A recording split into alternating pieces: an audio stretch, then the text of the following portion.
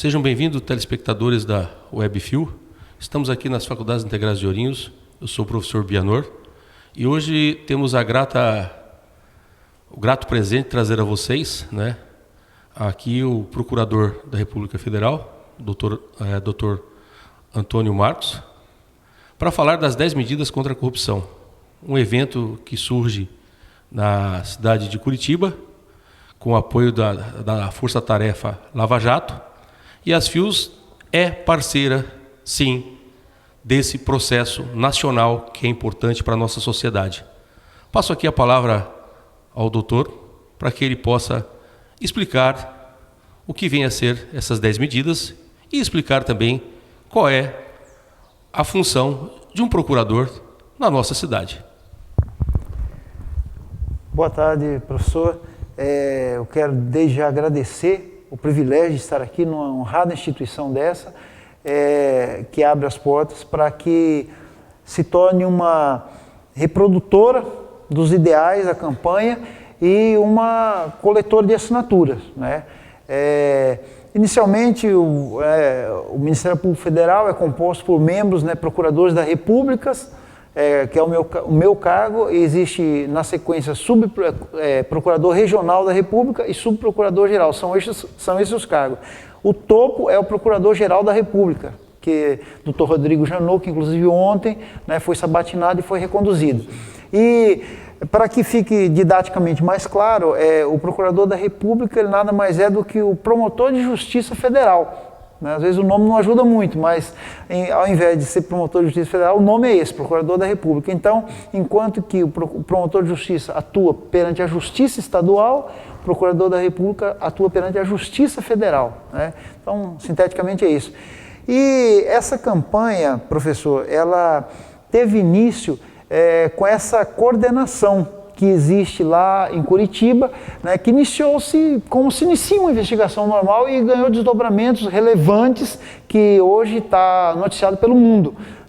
E há uma equipe, há vários colegas envolvidos nisso. É bom que se diga, isso não é uma medida do Ministério Público Federal ou da Justiça Federal, envolve vários órgãos, Polícia Federal, envolve Controladoria Geral da União, envolve um trabalho a muitas mãos, que é como se deve fazer, as instituições existem para fazer o bem.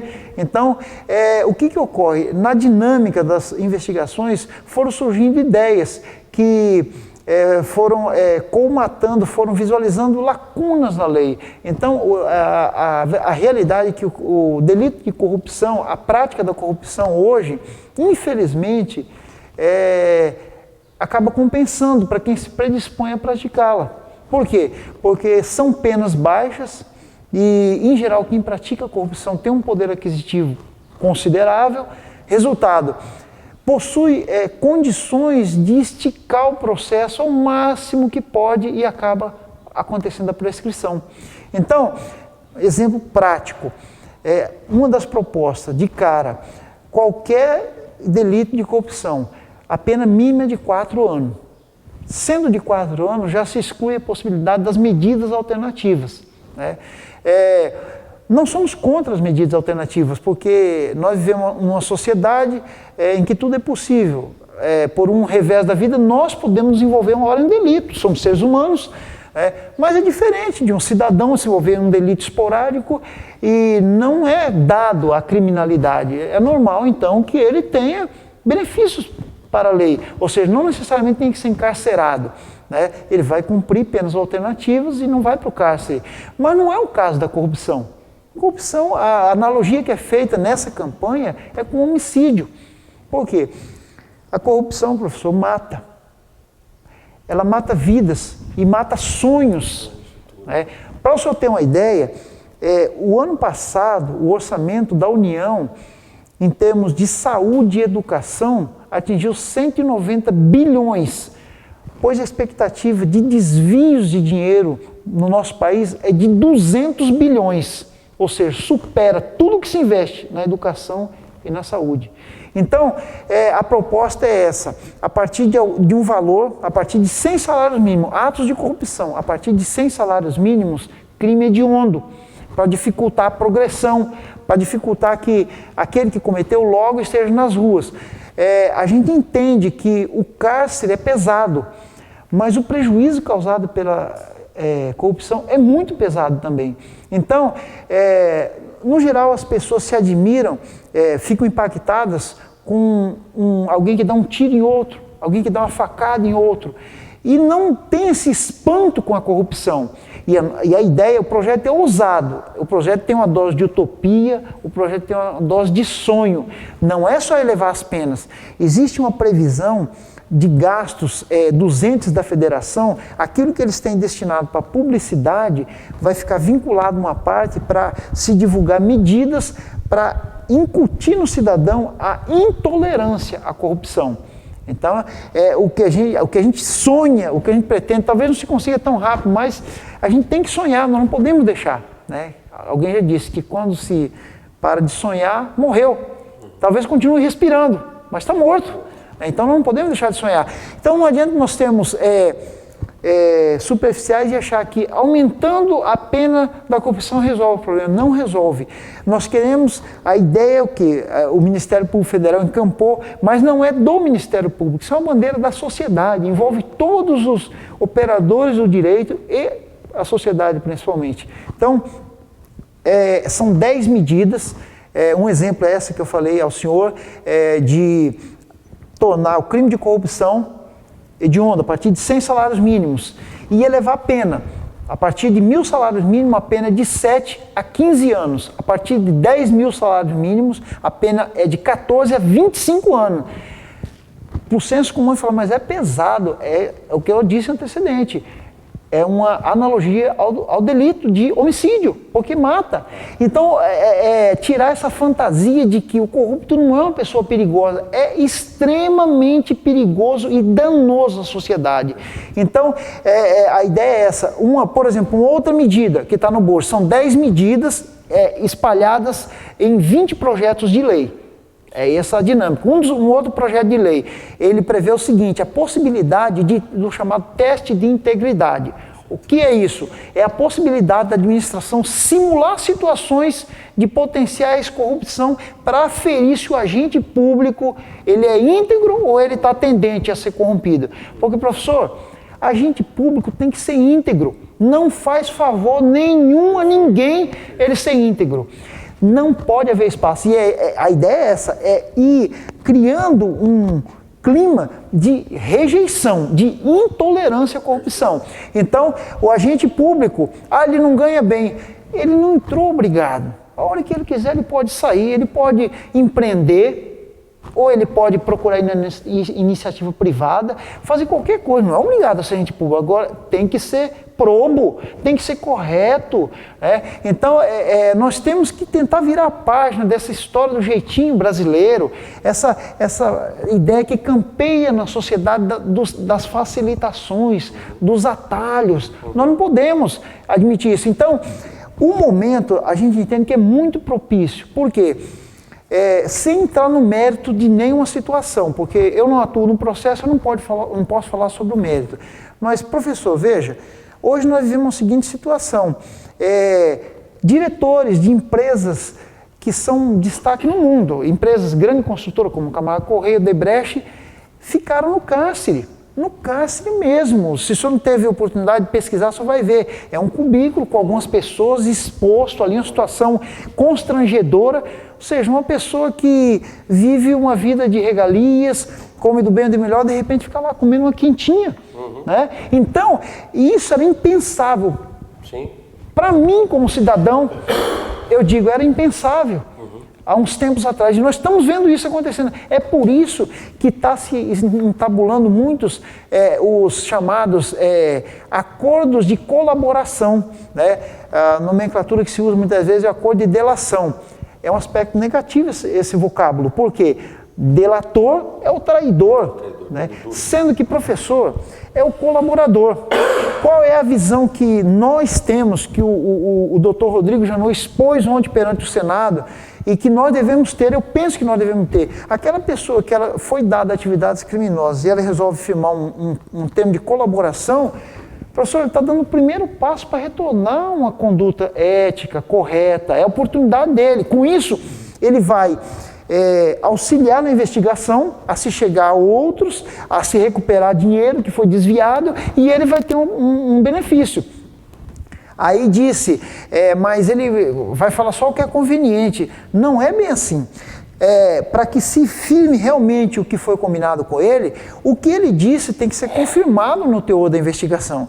E ninguém é condenado com base no que falou. Na verdade, ele lança luzes sobre os fatos. E a partir daí, o Ministério Público Federal, a Polícia Federal, a Controladoria Geral da União vai trabalhar naquelas informações e vai confirmar. Então, um dos projetos de lei, nesse bojo das 10 medidas, ele prevê a possibilidade desse acordo de colaboração em sede de ação de improbidade, porque ele é muito usado na área penal, mas a nossa intenção, que eu digo do Ministério Público Federal e quem está imbuído nessa ideia da campanha, é na ação de improbidade também, que é na área civil, que é onde vai se buscar restituir diretamente os valores, se afastar da vida pública o gestor ou o servidor público, o agente estatal que se envolveu em atos de corrupção, retirar os direitos políticos.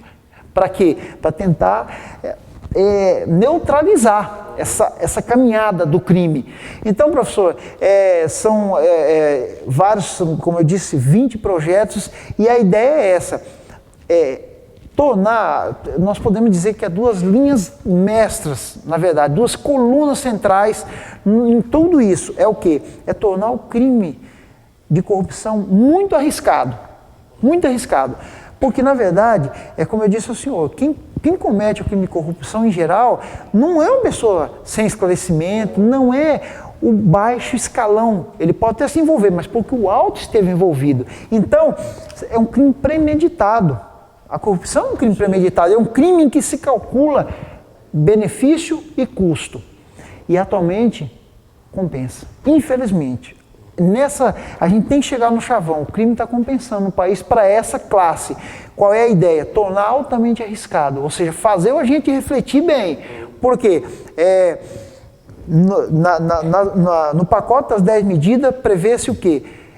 A criminalização do enriquecimento ilícito. Ou seja, professor Bianur, o agente, ele foi constatado que ele tem um patrimônio incompatível com as suas rendas. Isso já é um indício de crime. Se confirma, isso é crime, independente de outros atos. E também, ao arrasto disso, tem uma ação, uma ação introduzida no sistema jurídico brasileiro, uma ação chamada ação de extinção de domínio, que é o quê? É justamente retirar da propriedade do agente que se envolveu em certos crimes, especialmente esse de corrupção, tudo aquilo que é proveito de crime que está sendo aplicado no crime. E por exemplo, ele tem um patrimônio de 5 milhões, mas ele só consegue explicar licitamente 1 milhão. Então, meu amigo, vai perder esses 4. E perde esses 4 e ele responde ainda pelo crime de enriquecimento ilícito. Né? Além de, se ele realmente tiver comprovado que ele se envolveu no ato de corrupção, ele vai responder também. Então, professor, mas a nossa esperança é o quê? É que, como eu disse inicialmente, é que o projeto de lei, os projetos, eles prevêem uma ação necessária do Estado para esclarecer o cidadão. Então, nós queremos não só fazer leis, mas aquele jargão que se usa, fazer leis que pegam. E para a lei realmente pegar, isso tem que estar incutido no cidadão. Por que alguém diz, a lei seca não pegou? Porque, infelizmente, muitos, eu não bebo, mas eu vou dizer nós cidadãos, muitos nossos, da sociedade, bebem e depois saem dirigindo. Então, não pegou, não está pegando, infelizmente. E a nossa ideia, talvez um pouco, assim, de sonho, que é importante sonhar, como eu disse ao senhor, é que essas leis, elas massifiquem na população. E o cidadão brasileiro, ele possa viver outros ambientes no futuro, cresça com nossos filhos, talvez nossos netos, tenham um ambiente, porque olha, não é viajar, professor. A Hong Kong é um país que as medidas que foram adotadas lá, elas serviram em muito para a base dessas que estão sendo propostas aqui. Na década de 60 e 70, era um país altamente corrupto. E com base nisso, ao longo do tempo, não se faz uma mudança dessas em meses ou alguns anos. Hoje, professor, Hong Kong é o 17º país mais honesto do mundo. Ou seja, então não é uma mudança de lei. Pode até começar com mudança de lei, mas nós temos que ir além. Temos que conseguir incutir no cidadão intolerância, ou seja, não.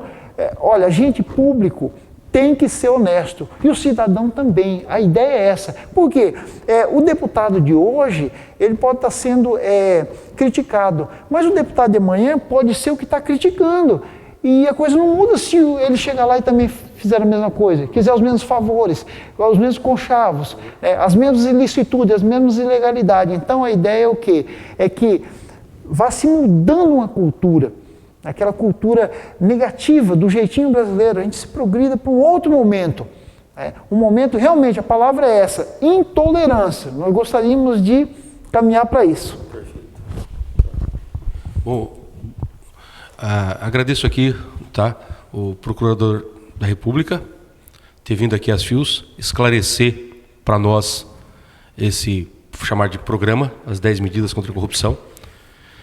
As FIUs, como uma instituição que forma cidadãos antes de formar profissionais, os nossos alunos que estão aqui, a sociedade oriense, toda a região sabe disso, preocupa-se, na verdade, em conduzir de uma forma lícita, honesta, íntegra e ética, e nós apoiamos.